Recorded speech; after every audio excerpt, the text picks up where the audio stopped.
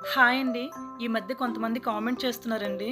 Videos రెగ్యులర్‌గా post చేయట్లేదక్క ఏమైంది అని. ఇంకొకరేమో మీ వీడియోస్ కోసం వెయిట్ చేస్తున్నామని కామెంట్ పెట్టారు. చాలా థ్యాంక్ యూ అండి. రీసెంట్‌గా ఒక కోర్స్ అయితే జాయిన్ అయ్యానండి. ఆ క్లాసులకి అటెండ్ అవుతున్నాను. అందుకే వీడియో తీయడానికి, పోస్ట్ చేయడానికి అస్సలు టైం అనేది కుదరట్లేదు. సో, తప్పకుండా కొద్దిగా టైం తీసుకొనైనా వీడియో పోస్ట్ చేయడానికి ట్రై చేస్తాను. చాకోబార్ కోసం ముందుగా హాఫ్ లీటర్ పాలల్లో కొద్దిగా పాలు సెపరేట్‌గా తీసుకొని, మిల్క్ పౌడర్, కార్న్ ఫ్లోర్ కలిపి పక్కన పెట్టుకోవాలి. మిగతా పాలు బాగా మరిగిన తర్వాత పంచదార మనం కలిపి పెట్టుకున్న మిశ్రమాన్ని వేసుకొని, మీడియం ఫ్లేమ్‌లో బాగా దగ్గర పడేంత వరకు ఉడికించుకోవాలి. బాగా చల్లారిన తర్వాత మిక్సీ జార్‌లోకి యాడ్ చేసుకొని, కొద్దిగా వెనిల్లా ఎసెన్స్ కూడా వేసుకొని మెత్తగా గ్రైండ్ చేసుకోవాలి. వీటిని ఐస్ క్రీమ్ మౌల్డ్‌లో వేసుకోవాలండి. ఇక్కడ చాకోబార్ మౌల్డ్‌లో వేస్తున్నాను. లేకపోతే గనుక స్టీల్ గ్లాసెస్‌లో కూడా వేసుకొని 8 అవర్స్ పాటు డీప్ ఫ్రిడ్జ్‌లో పెట్టుకోవాలి.